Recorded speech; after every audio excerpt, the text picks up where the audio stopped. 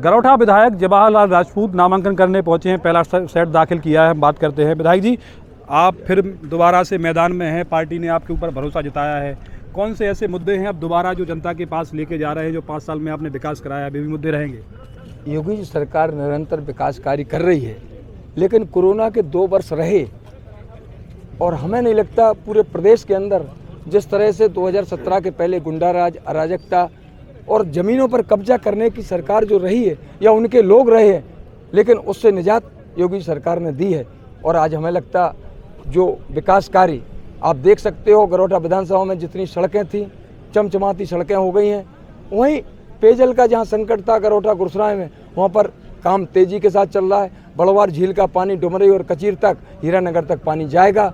और हमें लगता जहाँ पर और भी कुछ शेष जो रह गए शिक्षा के क्षेत्र में, जैसे अभी भी राजकीय विद्यालय लोहागढ़ में, वहीं गोकुल में शुरू हो गया है, वहीं पर और भी स्वास्थ्य में या प्रधानमंत्री आवास में, शौचालय में, या किसानों को उपज का मूल्य दिलाने में, या गोवंश को सुरक्षित करने में और भी जो कार्य शेष रह गया है उसके भी निरंतर कार्य चल रहे हैं। और हमें लगता है किसानों का जो वास्तव में दूनी आमदनी करने का है उसके लिए हम निरंतर काम कर रहे हैं। और हमें नहीं लगता कहीं भी हमारे यहाँ कोई सड़कें अधूरी हैं या और भी कोई अधूरा है। अगर जो थोड़े बहुत कार्य रह गए, जैसे खिरिया घाट का पुल है, वास्तव में अभी अधूरा है, उसे भी काम करना है। ससुर नाला देखो, 15 गांव का कम से कम पानी में होकर जाते थे, वो भी अब काम प्रारंभ करा दिया। गोरपुरा का पानी में लोग जाते थे, वो भी प्रारंभ करा दिया। इसके बाद देखा धनौरा ककरवई का नदी से पानी लोग जाते थे, उसको ही शुरू करा दिया। मोती कटरा में तो जाने ही लोग पसंद नहीं कर रहे थे, वो भी अपन ने शुरू करा दिया, वहाँ तो बस भी चलने लगी है।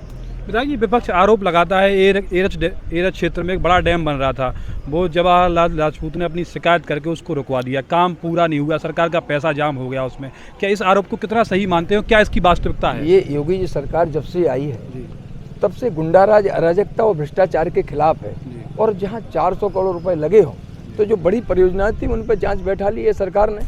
और हमने तो कई बार कहा है कि भैया जाए प्रारंभ कर दो, लेकिन चूंकि जांच चल रही है और आपराधिक शाखा के द्वारा चल रही है, और जांच जब तक हमें लगता पूरी नहीं होगी तब तक काम प्रारंभ नहीं होगा। लेकिन अपन ने लगातार माननीय मुख्यमंत्री के संज्ञान में लाए और हमें नहीं लगता किसी तरह की कोई कमी रह जाएगी। आप निश्चित मानिए, अपनी भी पूरी मंशा है और सरकार की मंशा है, माननीय मुख्यमंत्री की मंशा है कि ये जाँच पूरी होकर और एरच बांध बनना चाहिए और किसानों को पानी मिलेगा।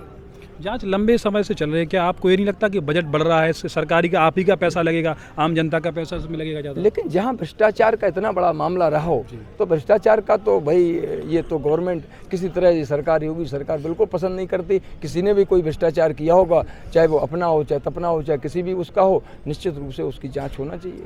तो क्या इस बार आपके ऊपर जनता पूरा भरोसा जता रही है, क्या मानते हैं? भाई हमें तो नहीं लगता जो विकास कार्य और गुंडाराज, अराजकता ये भारतीय जनता पार्टी की सरकार ने दी है वो एक मील का पत्थर साबित हुई है। और हमें नहीं लगता कहीं किसी भी तरह का जहां लोग उसके बंदूकों के साए में और लोग भय के कारण अपना बिजनेस बाहर करने लगे थे, पलायन करने लगे थे, लेकिन आज आप मोट मंडी इसका उदाहरण है। आज आप देख सकते हो 150, 200, 300 ट्रैक्टर वहाँ पर डे धान के आते हैं, जहाँ 150 किलोमीटर दूर डबरा जाते थे। और आज किसान मोट मंडी में बेचकर वहाँ की आमदनी अपने आप बढ़ रही है, किसान अपने आप वहाँ के व्यापारी को मिल रहा है, उसका लाभ दुकानदारों को मिल रहा है, दुकानदारों से अपने आप उत्पादन बढ़ रहा है, मोट का विकास हो रहा है। तो बताइए इससे बढ़िया और क्या बात हो सकती। और केवल पूर्व विधायक ने तो केवल अपना विकास किया है।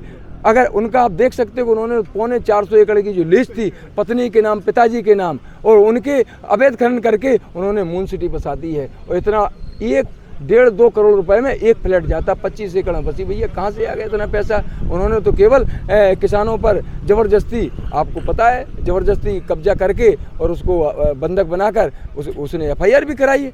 तो बताइए ये तो उनका काम था, उन्हें केवल अपनी प्रॉपर्टी बढ़ाने का है, हमें जनता का विकास कार्य करना है। क्या इन 5 सालों में जवाहरलाल राजपूत की प्रॉपर्टी नहीं बढ़ी जो आपने हलफनामा दिया हो? अरे देख सकते हो, वो प्रत्यक्ष आपके सामने आएगी।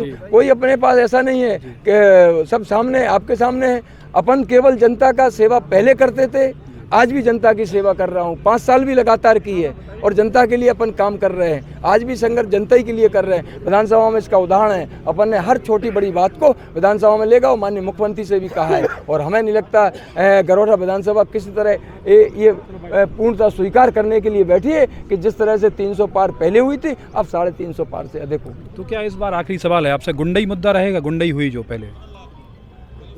नहीं, हमारे तो विकास कार्य हैं जो आम जनमानस में विकास कार्य, चाहे सिंचाई का संसाधन हो, चाहे सड़कों का जाल बिछाने का हो, या शिक्षा के क्षेत्र में हो, या स्वास्थ्य में हो, या बिजली का इतना बड़ा, या डिफेंस कॉरिडोर बनाकर नौजवानों के लिए मील का पत्थर साबित हो रही है। वहीं पर 600 मेगावाट का सुजानपुरा और जलालपुरा में ये न केवल किसानों का आमदनी बढ़ाने की बात हो रही, 20 प्रति एकड़ और 10% हमेशा बढ़ेगा, और जो कम से कम प्रदेश में नंबर 1 600 मेगावाट जैसे उत्पादन प्रारंभ हो जाएगा तो नंबर 1 जिला हो जाएगा। तो न केवल ये गुंडारा अराजकता समाप्त करेगी बल्कि ये पूरे क्षेत्र भर का विकास करने के लिए है। पहली बार जब आप नामांकन करने आए थे, हम सब लोग यहाँ पर देख रहे थे, आप बैलगाड़ी से आए थे, तो क्या इस बार बैलगाड़ी चेंज हो गई, पटरी और ऊपर पहुँच गई? ऐसी कोई बात नहीं है, क्योंकि कोरोना काल चल रहा है और ऐसे में हम सबको भी उसके अंदर रहना चाहिए। आचार संहिता है, कोविड का जिस तरह का प्रदेश में बढ़ रहा है तो हम भी उनका नियम कानूनों का पालन करना चाहिए, इसलिए आज ऐसे उसमें आए हैं। ये थे हमारे साथ गरोठा विधायक जवाहरलाल राजपूत, जिनका साफ तौर से कहना है एक बार हम अपने काम के दम पर फिर गरोठा विधानसभा में जीत का दम भरेंगे। पुष्पेंद्र यादव, टाइम समाचार, झांसी।